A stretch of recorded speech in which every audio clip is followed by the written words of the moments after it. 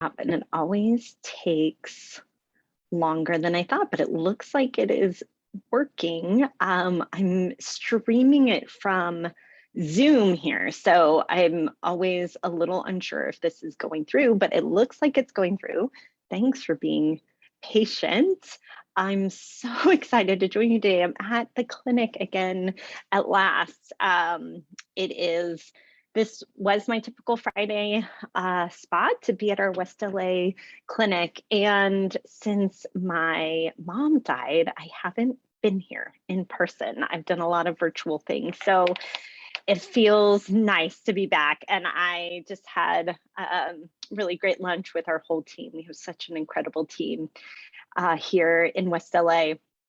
And I wanted to do this on Zoom because I wanted to be able to share our blog post. So it has been this blog post, this FMD assessment, functional movement disorder assessment made simple, was a blog post that has been sitting on my computer for over a year.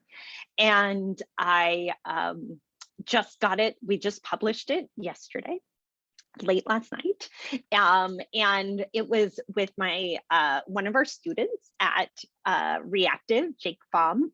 He and I were working on a project together and made this blog post come alive through that project. So I'm very thankful to Jake and to really all of our wonderful doctoral students that we get to have here at Re+active.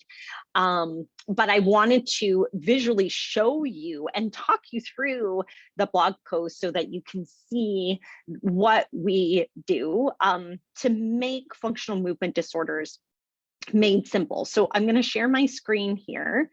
And I'm just pulled up the Re+active PT website, and here's the blog. It's called Functional Movement Disorders Assessment Made Simple. So stay tuned for the treatment part. Many of you know that I am super passionate about functional movement disorders. Our whole team is, and also that we care very deeply that healthcare providers know and understand functional disorders, both from the assessment side and the treatment side. We've done webinars on this. I talk about it a lot in our videos, and I wanted to put it into words in an easy to grasp way for healthcare providers. So hence this blog. So I don't know if you are a lot like me, that when I started with this, and before even functional neurologic disorders, before that name was really common, I didn't know what people were talking about when they said functional disorders. Or I saw people that had unusual movements or unusual symptoms that didn't fit other neurologic disorders, and I couldn't quite figure it out.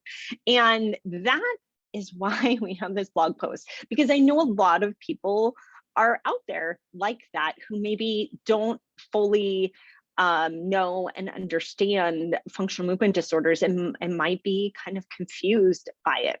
Now, by the way, we did write this blog post for the healthcare providers who might be working with somebody or might be unsure if they have somebody with a functional movement disorder.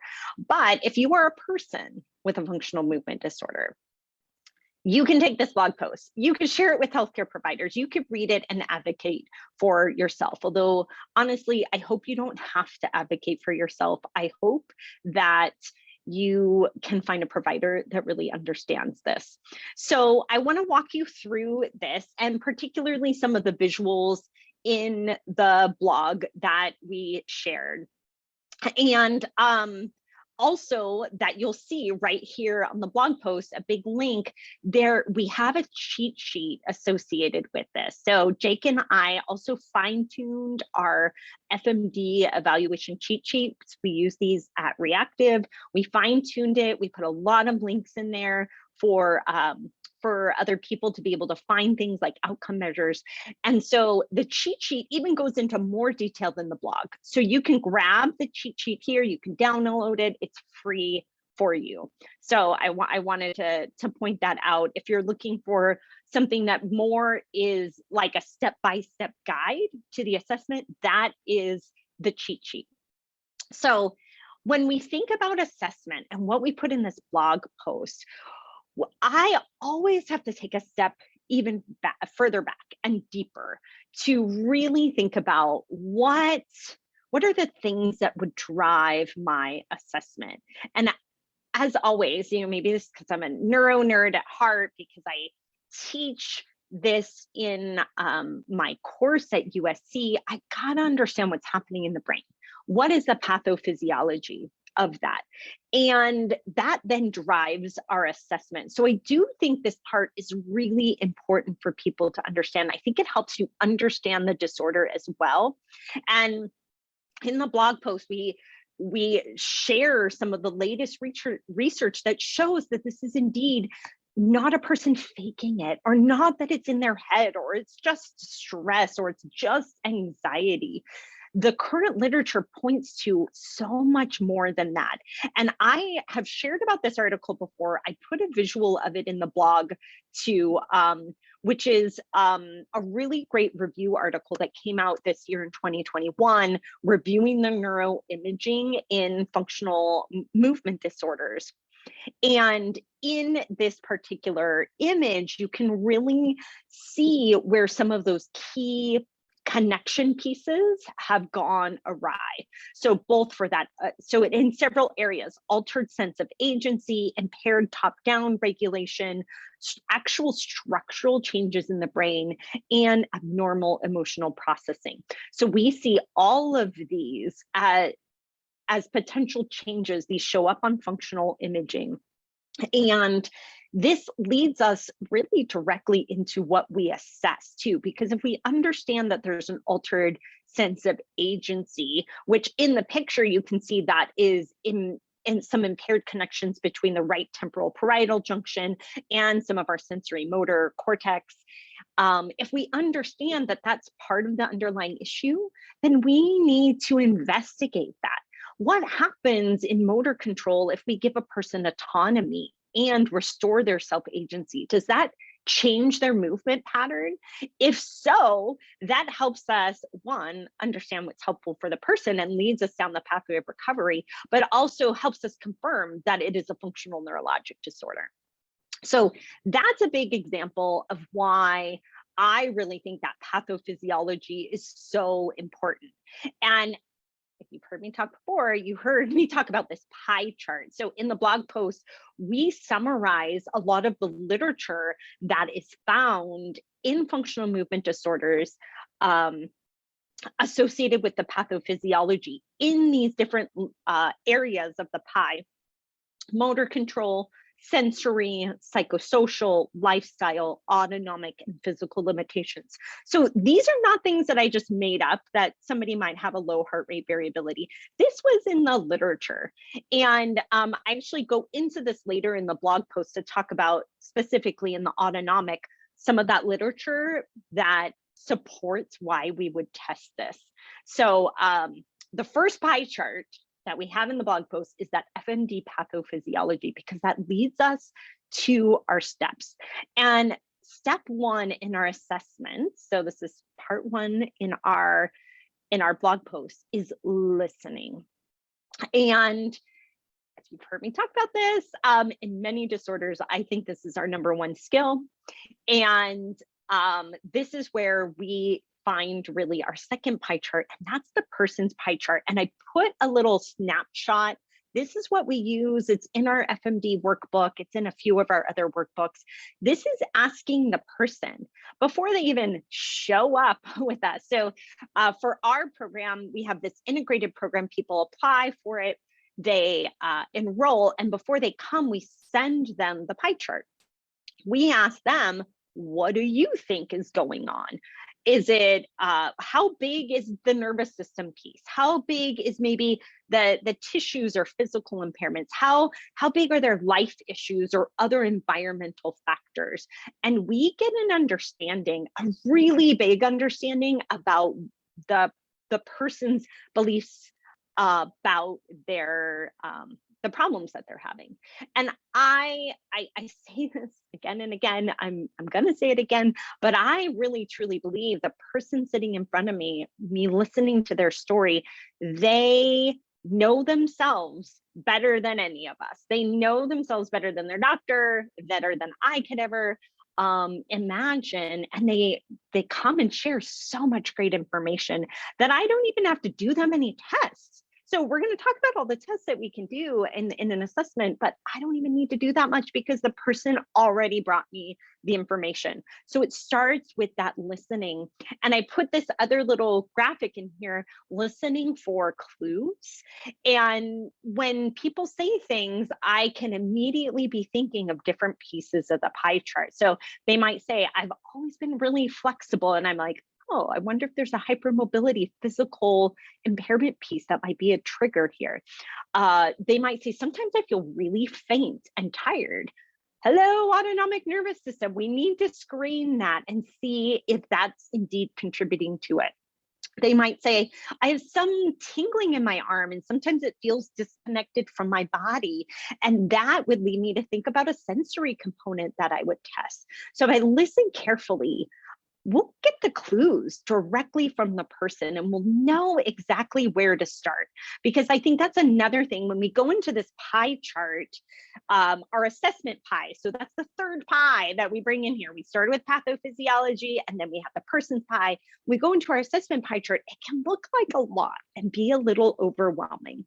But if we've done a really good job of listening, we can actually take that and narrow down. So if those like last three pieces that somebody shared with me, if that was all the same person, I'm going to go physical, autonomic, sensory potentially to start.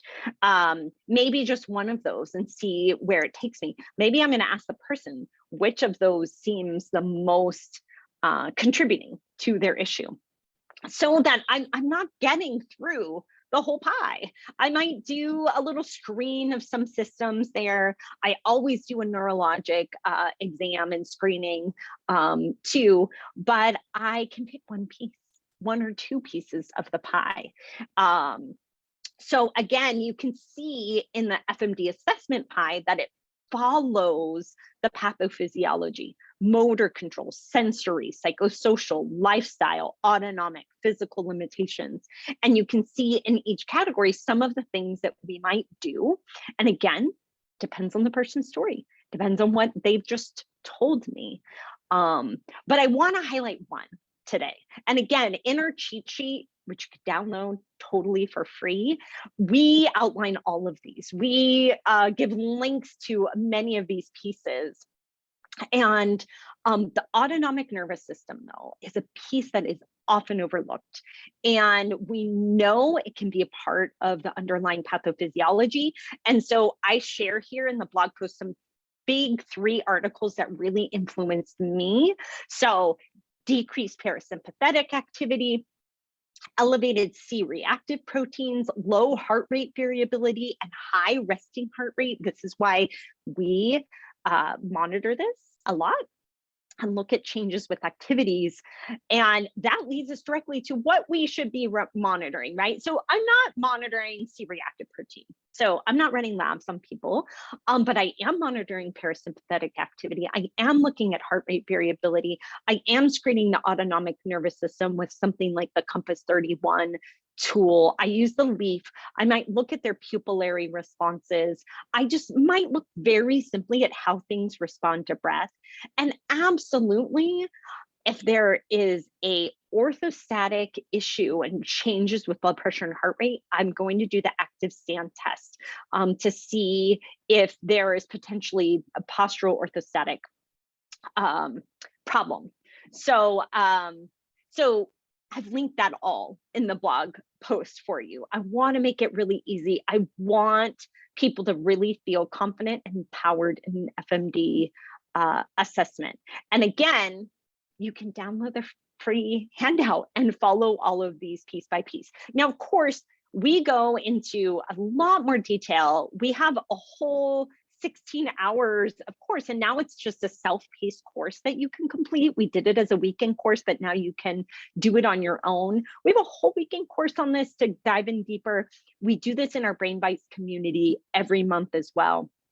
But finally, I wanted to put that like made simple, because that's the name of the blog post, together for you here in 3 easy pieces. Highlight one key area from their story, something that will respond today in that very first session, and being okay with not getting it all done in one session. Sometimes if you head into an evaluation and you have a checklist of things you want to get through, you actually often miss that story part. And then that's your biggest clue. It tells you exactly where to go. So finally, this part, thank you to Jake, our physical therapy student, for working very specifically on this component as well. We wanted to give you some really great tools and questionnaires that we have found valuable, the research has found valuable, and links to them, and links to key research in this area, the PSFS, Hospital Anxiety Depression Scale, Global Impression of Change, both for the patient and the clinician. All of those have been very responsive to changes. And so I really highly recommend these as outcome tools to use in FMD, and they help you get that picture of what is happening. So that was a lot in a little bit of time, but I think that gives you an overview of what the FMD assessment might look like, and even more detail in the autonomic. And again, if you click the link in the blog post that says grab your free FMD assessment, it actually looks like this. It's a cheat sheet. It's got a little table of contents. It goes through patient reported measures, listening, the pie charts, the objective exam, and outcome measures, and it's free for you. So that's the freebie associated with the blog post. One last thing in the blog post that I'll share with you, it's got an extensive reference list broken down into the different pieces like pathophysiology, which goes on, the diagnosis, the treatment. Come and check it out just for the reference list, because it's really, really helpful. If you like to read literature like I do, I think you'll find that really helpful. So there you have it. I really wanted to share with you what we put together for FMD to make it simple, how we put it in a blog post and a cheat sheet to help you. And you can find that at reactivept.com/blog. It's the very first blog on there, and you can read it for yourself. Share it with others. We want to get the word out to help people and make a difference for people with FMD. So I want to thank you for joining me today, my first Friday at last back in the office here at West LA. So happy to be here. So happy to join you as well today. Thank you for tuning in, and I hope to see you next week.